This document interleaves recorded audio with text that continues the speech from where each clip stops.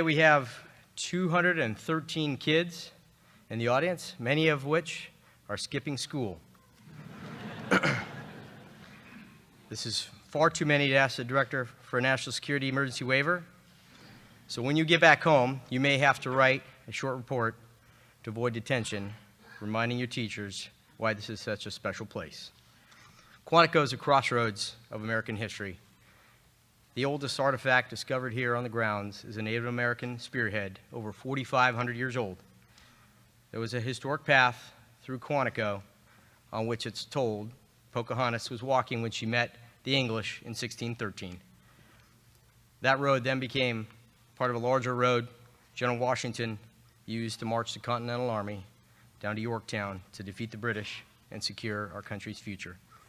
That same road was later used by soldiers in the War of 1812 and later Union soldiers before and after the Battle of Fredericksburg. The Marines later marched down what's now known as Route 1 as they reported to Quantico in 1917 to train to join General Pershing in the trenches of France to protect our friends and allies and their freedom. In the last century and this one, this has been a home not only for the FBI, but for our Marine Corps, National Academy, and partners from the DEA who have come here to prepare to protect the American people and uphold the Constitution of the United States. So this is a special place for so many of us. To begin today's ceremony, if you are able, I ask that you please stand for our national anthem and remain standing for the invocation.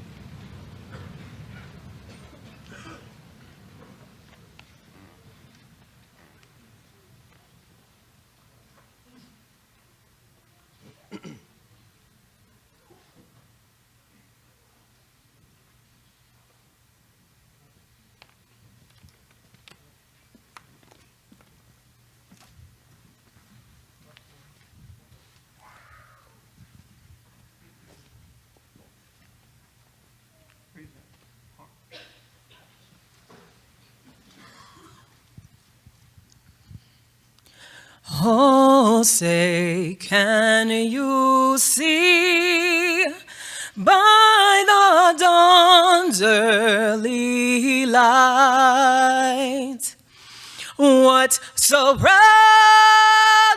we hailed at the twilight's last gleaming, whose broad stripes and bright stars through the perilous fights o'er the ramparts we watched were so gallantly streaming, and the rockets' red glow, the bombs bursting in air, gave proof through the night that our flag was still there. Oh, say, does that star-spangled banner yet wave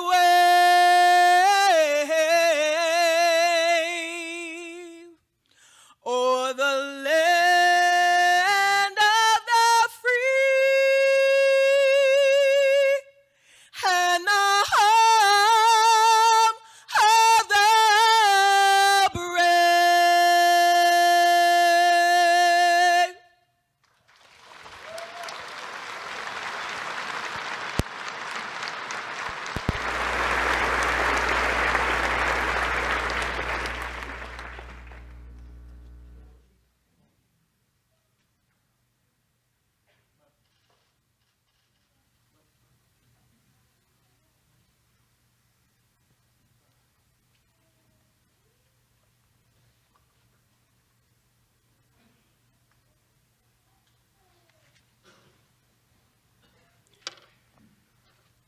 Eternal God, creator of us all, we live in two worlds, the one that is and the one that ought to be. In the world that is, injustice is routine, violence is ordinary, most refuse to get involved. In the world that ought to be, injustice is never excused, violence is never accepted, and no one stands idle while his neighbor bleeds. Each one of the men and women we celebrate this morning have dedicated themselves to the sacred work of turning the world that is into the world that ought to be. At times, that work is lonely and frustrating. But in the past weeks, they have discovered that they are not alone in this sacred work. Leaders in departments large and small, they encountered others from their own region, their nation, or from across the globe that shared their dedication and commitment. Together they sweat, they studied, and they tested themselves. Along the way, they pushed beyond their own limitations and found hidden strengths. We ask your blessings this morning upon their instructors and counselors. Bless them for their patience and persistence. They have provided these National Academy graduates with insight, skills, and knowledge. The world that ought to be is drawing closer because of them. We ask your blessings upon the families of our graduates, all those who love and nurture them, their parents, brothers and sisters, their wives, husbands, and children. We thank them for their selfless sacrifice of weeks of family time, without which this program could not exist. Please make their reunions in the days and weeks ahead joyous. They deserve it. We thank you for allowing all of us to share in the building of a world of justice and peace. And we say, Amen. Please be seated.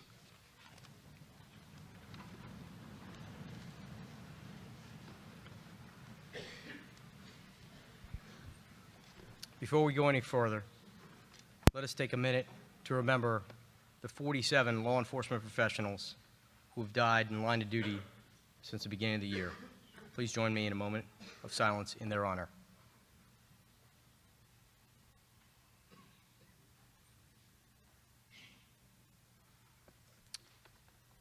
In 1935, during the height of the gangster era, the FBI worked with our partners around the country and opened the National Police Training School in Washington, D.C. This began a great partnership between law enforcement worldwide. In 1940, the FBI operated its first NA session at Quantico Marine Base in a small building that was loaned to the FBI by our partners from the Marine Corps. In 1962, President Kennedy authorized the training of our international law enforcement partners in the United States here at the NA. As a result, each class, 10% of the students are from the international community. In 1972, 200 members of the 90th session of the National Academy graduated from the new FBI Academy in this very room. During this session, over 4,300 academic credit hours were completed. The men and women graduating today are the result of a continuous commitment to get better at what we do, working side by side while building friendships. It is my pleasure to introduce today's distinguished members of the platform party. Please hold your applause until everyone has been introduced. Seated in the first row, to my left, Brian Isett, Lieutenant, Phoenix Police Department, Class Spokesperson. William Barr, United States Attorney General. Christopher Wray, Director of the FBI. Johnny Adams, President, National Academy, Alumni Associates. Seated in the second row, to my left, Mr. Mark Shook, FBI Chaplain, Salt Lake City Field Office. Colonel Lawrence Miller, United States Marine Corps, Base Quantico. Renee McDermott, Deputy Assistant Director, Training Division. Cynthia Reed, Associate Dean of the School of Continuing Education and Professional Studies, University of Virginia.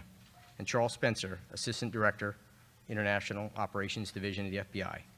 Seated in the third row, to my left, Corey McGuckin, Unit Chief, National Academy Unit. Dr. John Jarvis, Dean of Academics, Training Division. Amy Coffrin, Acting Section Chief, Training Division. Ed Cruz, Acting Section Chief, Training Division. And Dave Eisenreich, Section Chief, Training Division. Please welcome today's platform party.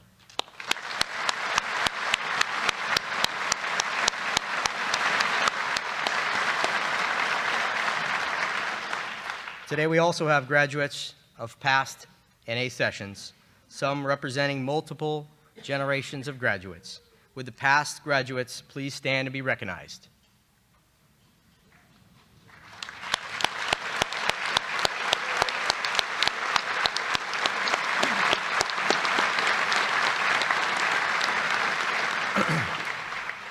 Each graduating session selects a spokesperson to represent them. The spokesperson for session 276 of the NA is Lieutenant Brian Issett. Brian is a second-generation police officer who has been employed by the Phoenix Police Department for over 18 years. He is currently assigned to the Phoenix Regional Police Academy, where he's responsible for the advanced training program. In addition to his previous assignments in patrol, Brian has spent the majority of his career assigned to the Special Assignments Unit, which is Phoenix's full-time SWAT team, as well as the Homeland Defense Bureau, where he was attached to the Arizona Counterterrorism Information Center as both a detective and later as a sergeant. Academically, Brian has 2 master's degrees, one from Arizona State University and the other from American Military Institute. He is currently working on completing his doctorate degree from Northeastern University in organizational leadership. Brian has been married for 18 years to his college sweetheart, Autumn, and they have 4 children, Eva, Johnny, Libby, and Brian. Please join me in welcoming Brian Issett.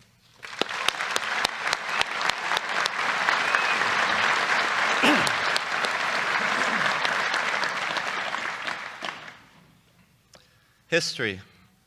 It is by far one of my favorite topics. First, because looking at the past always points us toward the future.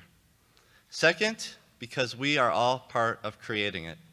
Every single person in this room, from the smallest child to the oldest adult, history binds us together. On April 1st, 2019, and yes, I know what you're thinking, surprise, April Fools. That's what my kids thought anyway. On that day, 256 law enforcement professionals representing 49 states and 35 countries began making history. The history of the FBI National Academy, session 276. Some of us came here as strangers. Some were high school friends or college roommates, or both. Some acquaintances from years past. Regardless, we came as many. Good morning, friends, families, coworkers, law enforcement leaders, and agency heads. Welcome to graduation day, the graduation day of session 276, the greatest session yet, which, by the way, I do have proof of, as you will hear. I have been given the honor of speaking on behalf of my brothers and sisters of the 276, who voted me up here to tell a story of the accomplishments that we have achieved together over the past 10 years. 10 years, 10 weeks. It seems like 10 years. And the pride that we all feel graduating here today. It's our story. Before going any further, we would like to thank Attorney General William Barr for being here to celebrate and memorialize this day with us. It is truly a great honor for us all that you are here.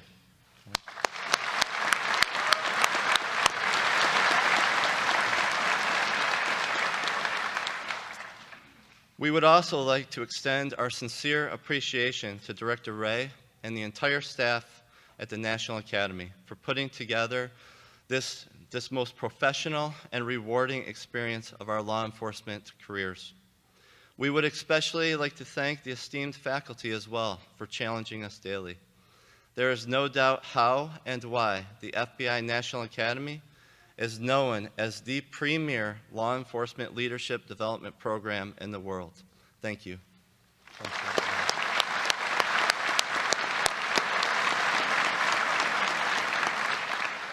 So, let's get back to history. There were many markers of history that were made while we were here, but none as visible and frankly amazing as the opportunity that we all had to be experiencing the opportunity of Joe Redmond and Elise Maya toppling the long-standing records for the male and female mile run. Joe came in at 5:08, and yes, you did hear me right, that would be 5 minutes and 8 seconds. And Elise came in at 5 minutes and 52 seconds, completely crushing the previous female record. I can tell you that there was nothing more thrilling than hearing Joe coming up from behind me as I was crossing the finish line for my third lap. The class was cheering louder and louder, and then I heard Joe screaming like a madman. And I knew at that point he had broken the record. Then I heard more cheering as I was about 200 meters out and found that Elise had broken the record as well. Hopefully, with any luck, I can finish up this speech as fast and smoothly as Joe and Elise can run the mile.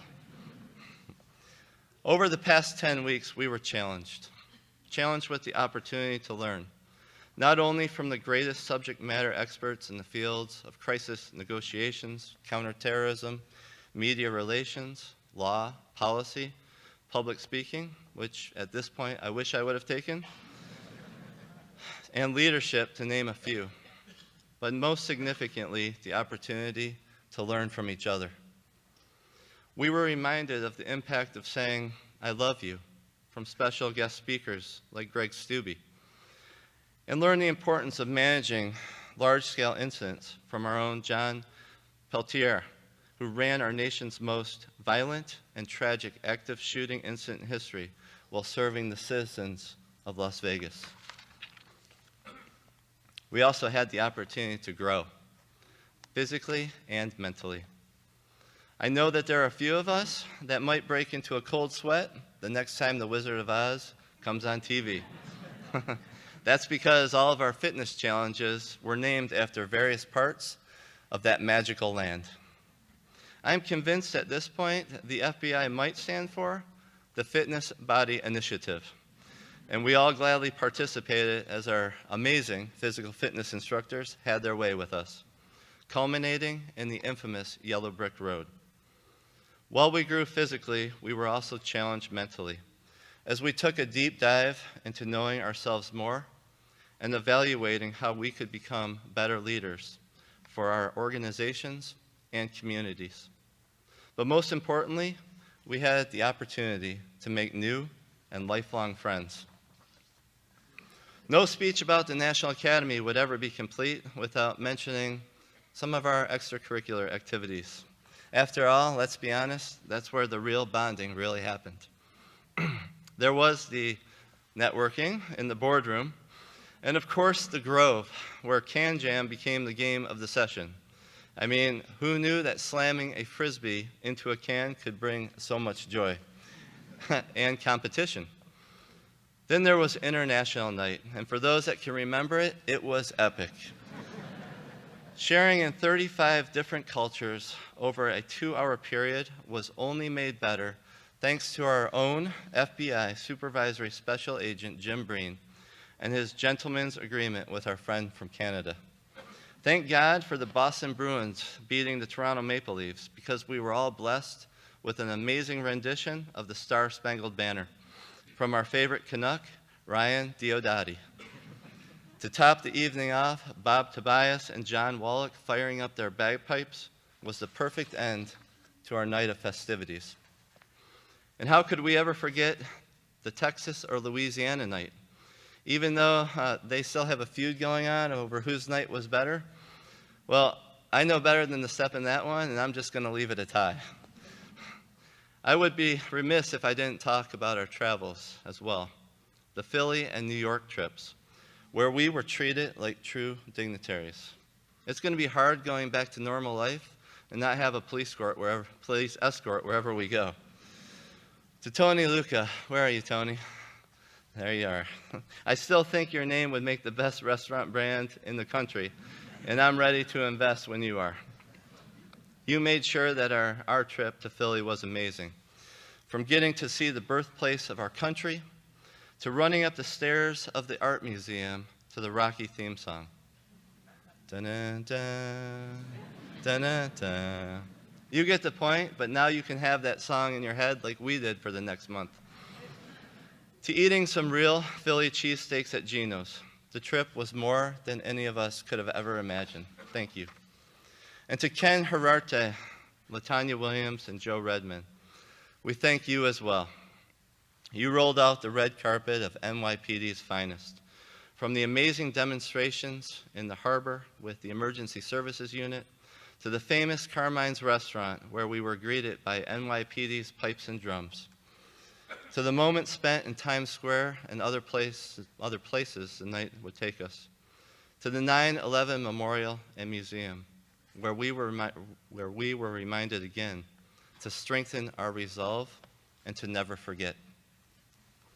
We were also treated to several impromptu trips to Baltimore, set up by Cherie Briscoe and Paul Borowski, the Pentagon, thanks to Jonathan Duckworth, the Capitol and Washington Monument through Brandy Adamczyk, and of course, the White House with Tim Burns. We were fortunate to also be able to unite together for Police Week, as we paid honor and tribute to those who have gone before us and paid the ultimate sacrifice. Nothing could magnify this in such a tangible way as when the concerns of police survivors or cops' kids swarmed our campus. Over 100 children who lost a parent in the line of duty spent the day with us, and we did our best to bring a smile to these kids who have had to endure more than any little person ever should.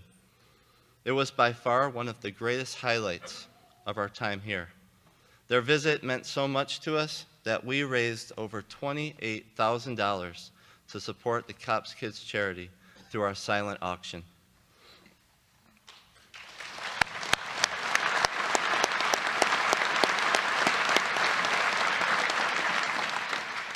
Well, speaking of highlights in history, we also had the opportunity in the first ever joint FBI National Academy Wounded Warrior Challenge, which allowed us to encourage and lift up our wounded heroes with potential job opportunities and plenty of camaraderie through a tough physical fitness workout, you guessed it, put on by our favorite physical fitness instructors. It was a true honor and privilege for us all. Before I close, there is one group of people here that I would like to recognize above all. They are mothers and fathers, wives, husbands, and significant others, daughters and sons, friends and relatives. They are the family and friends that have supported us day in and day out over the past 10 weeks. We know it was not easy. We know that there were a lot of sacrifices that were made. But you never wavered, and we knew that you had it at home and had us here in Quantico. I would like all the family and friends that gave support to the members of the 276 to please stand up and be recognized. Please stand up. 276. Let's give them a loud standing ovation.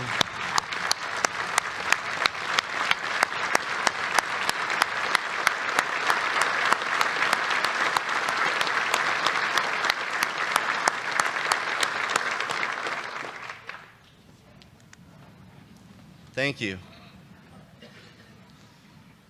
To wrap this up, I'd like to leave you with a story.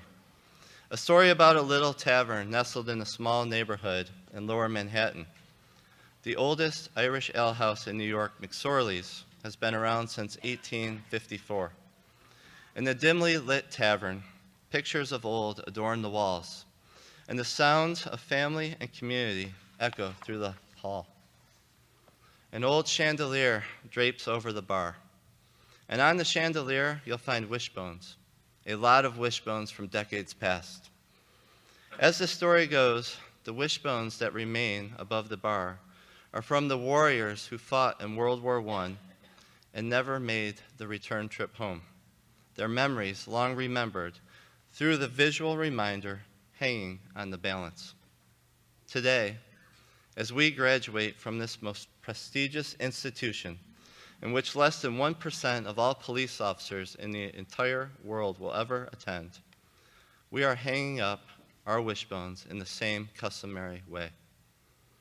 As we go our separate ways, may we always remember the friendships that were forged, the memories that were made, and the history that we accomplished here together at the National Academy.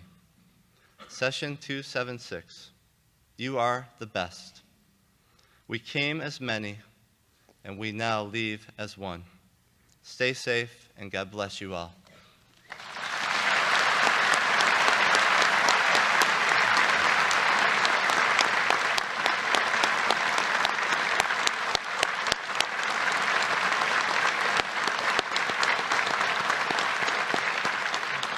Thank you, Brian.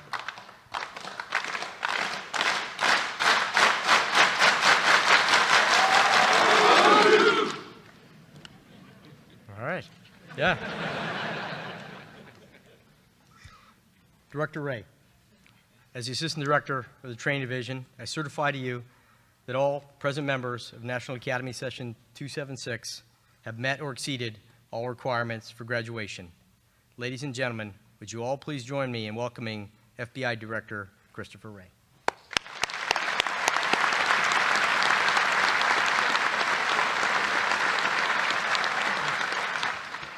Well, thanks, Don. Welcome, everybody. It's great to be here to mark this occasion with you all. I'd like to send a special welcome to Attorney General Barr, who we'll hear from in a moment. And I want to thank the families here today. Everybody in this room knows firsthand that our families are the support system that really makes law enforcement work.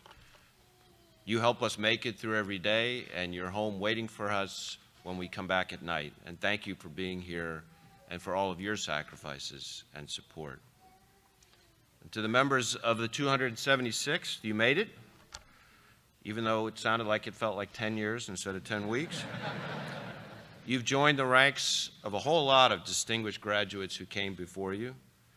You know, back in 1935, when the FBI Police Training School opened its doors to the first 23 students, I'm pretty sure that no one imagined we'd all be here later watching our 276th graduation. And while each session has been different in its own way, there is one question that comes up almost every single time. Is there anyone here who can translate for the foreign students, especially those from places like Louisiana and Mississippi and Tennessee and Maine? Speaking of foreign students, I especially want to thank our international colleagues for being here. This session, session 276, had 35 international students, which is the most we've ever had in a single session. So thank you, all of you, for bringing your invaluable perspectives to the National Academy and for adding so much to this experience, both personally and professionally. 10 weeks ago, all of you came to Quantico from places as different and far-flung as Bahrain and Boise and Helsinki and Houston. And you arrived here mostly as strangers, but you leave today as lifelong friends. And those friendships mean that you can pick up the phone day or night, just about anywhere around the world, and find someone who will stand beside you in the toughest of circumstances or provide some key insight that you might not otherwise have considered. And forging those friendships, those partnerships, is what the National Academy does best. As the world becomes smaller and the perils loom larger, we've learned that a threat to one of us is often a threat to all of us. And we've learned that working together isn't just the only option, it's really the best option. For more than 80 years, this program has served as a bridge that connects state and local law enforcement to international law enforcement. And today you join the ranks of more than 50,000 graduates from more than 170 countries. To put that in perspective, there are tens of thousands of those yellow bricks on desks and bookcases all across the country and all around the world. Tens of thousands of bricks that have helped us pave the way for global law enforcement cooperation. That cooperation begins here, but it can't end here. Your bricks don't just represent a challenge. In many ways, they themselves are a challenge to build on this foundation after you leave the academy, a challenge to stay in touch, and to continue helping each other throughout the rest of your careers. So this session is ending, but the work, your work, is far from done. It's up to you now to ensure that the network you see in this auditorium grows larger and stronger, and that yellow brick road becomes longer and wider.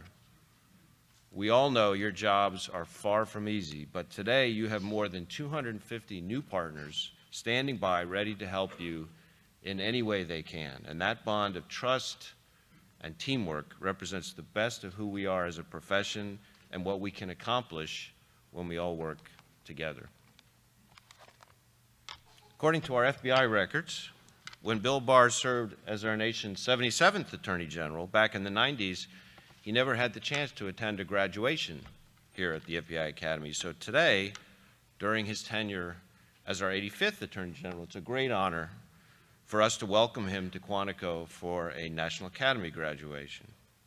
Last month, you noted that during your first tenure as AG, forging a strong relationship with our state and local partners was essential to achieving our common mission. And as I'm confident that you've discovered that since coming back to DOJ, that you now see that the scope and range of today's threats make your statement truer than ever. And there's no better example of our commitment to forging strong partnerships than the National Academy, where we train some of the finest law enforcement officers and leaders from here at home and around the world. To the outstanding graduates of the 276, thank you again for being a part of the National Academy, for your support of the FBI, and for all you do and will do for law enforcement. And now, please join me in extending a very warm welcome to my friend, the Attorney General of the United States, Bill Barr.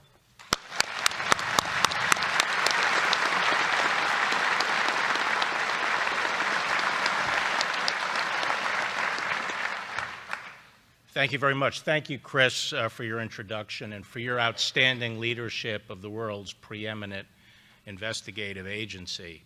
As Chris said, and as most of you know, I'm a two-time offender. This is my second stint as Attorney General. My arrival this time was a little bit more eventful than I recall it being the last time. As we've been watching the coverage of June 6, 1944 D-Day, I had the thought that my arrival this time felt a little bit, I think, like jumping into San Miraglese on the morning of June 5th, trying to figure out where you could land without getting shot. But it was a delight after I arrived to find the FBI in such good hands and to find such a great partners in Chris and his leadership team at the Bureau. The last time I was in the Department of Justice, I'd have to say that it was the greatest pleasure and pride for me was in fact the association with the FBI and the great men and women in our law enforcement community. And people ask me today, do I regret having come into the government? And the answer is a resounding no. And it's a no because once again I have the opportunity to work with the outstanding men and women of the Bureau and our nation's law enforcement leaders. It's been 25 years since I've been at Quantico. I used to come here a lot when I was a Deputy Attorney General and Attorney General. My children at that time, all three girls, were 7 to 13 years old. And they used to like to come down for lead therapy.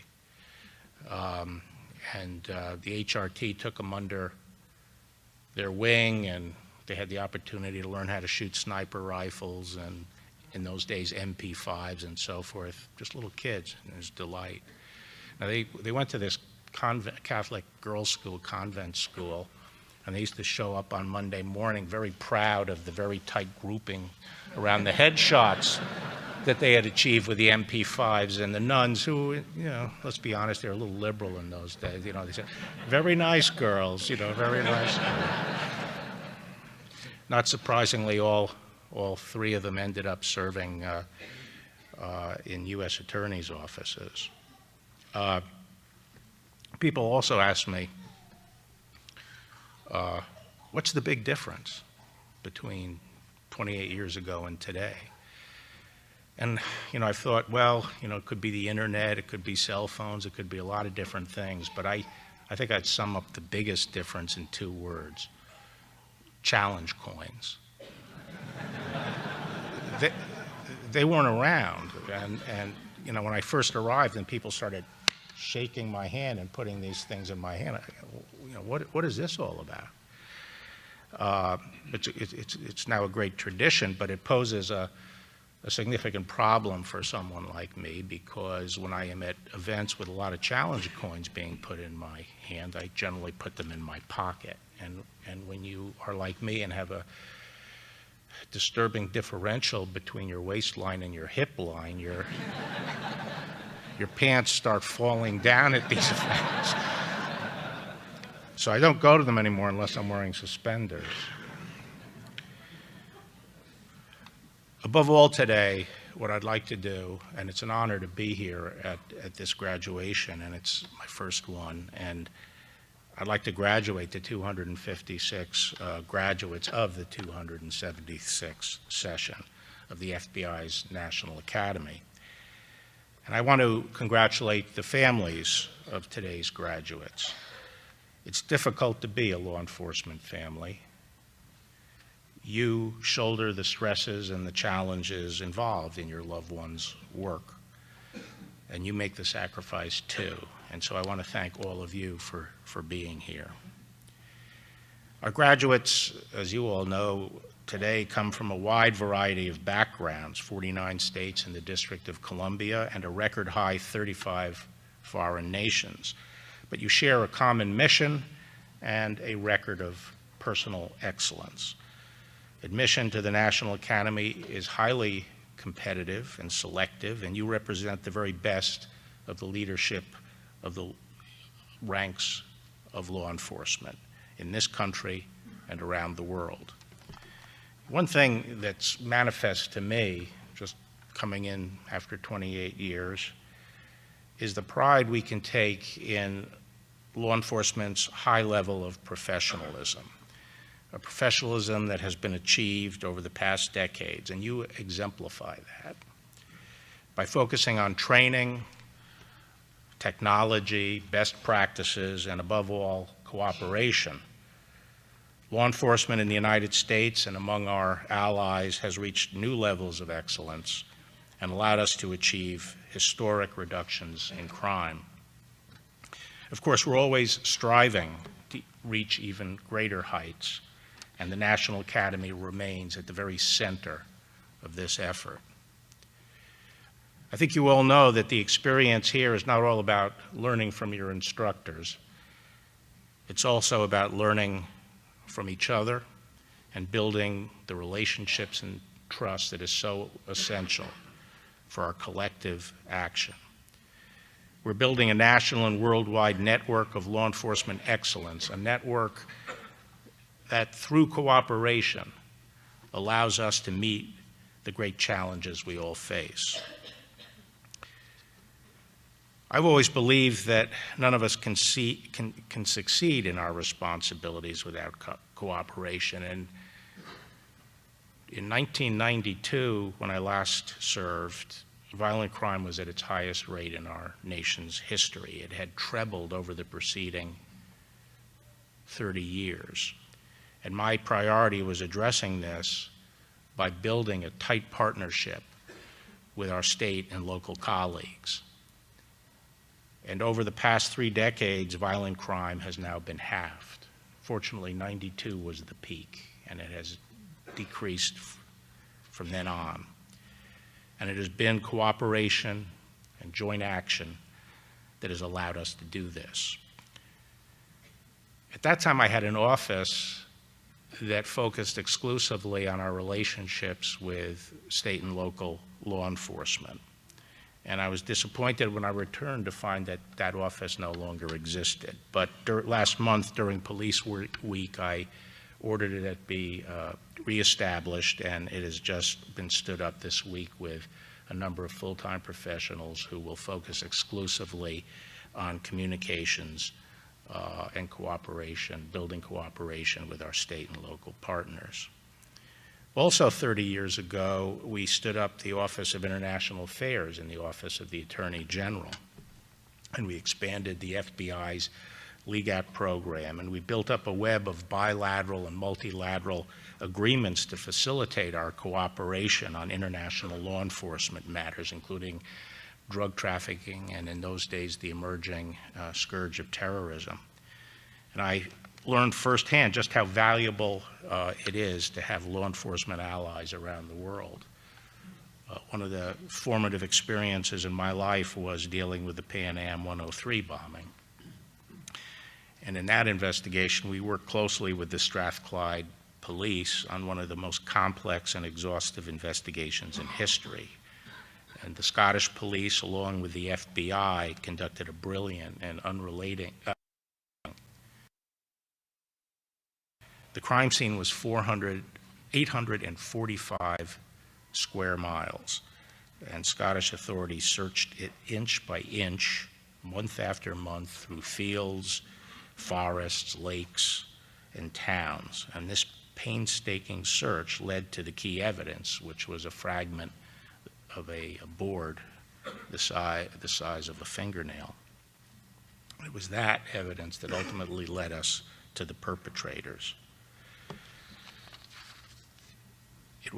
In those days, it was an unprecedented cooperative effort involving not just the United States, the FBI, and the UK, but many other countries as well. And it left a deep impression on the Department of Justice and on me personally.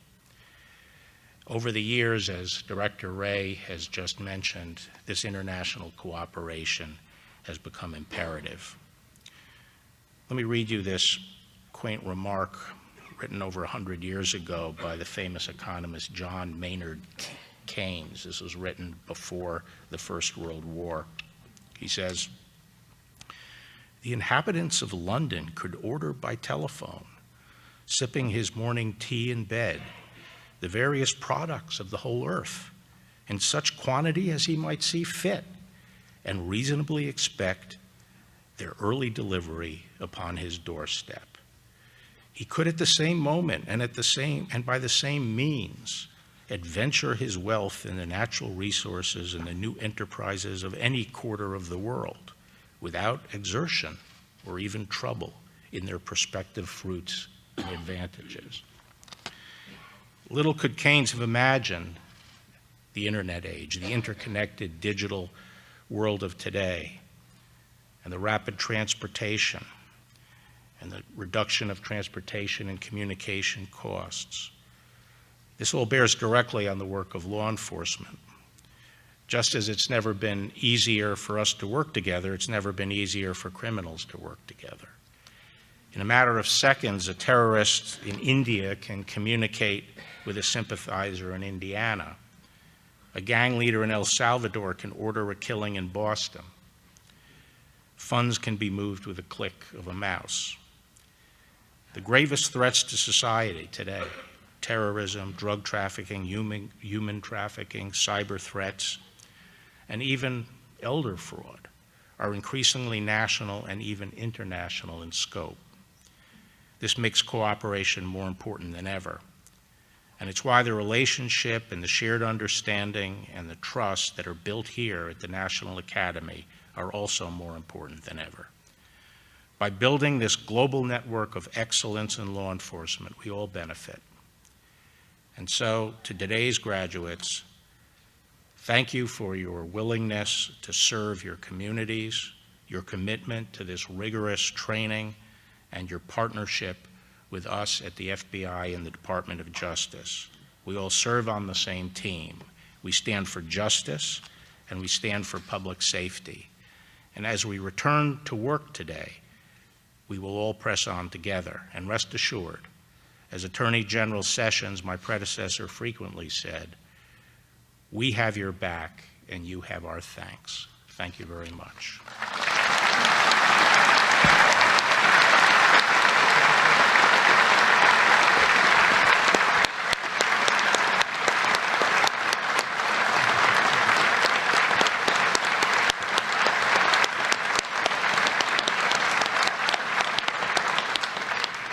Thank you, General.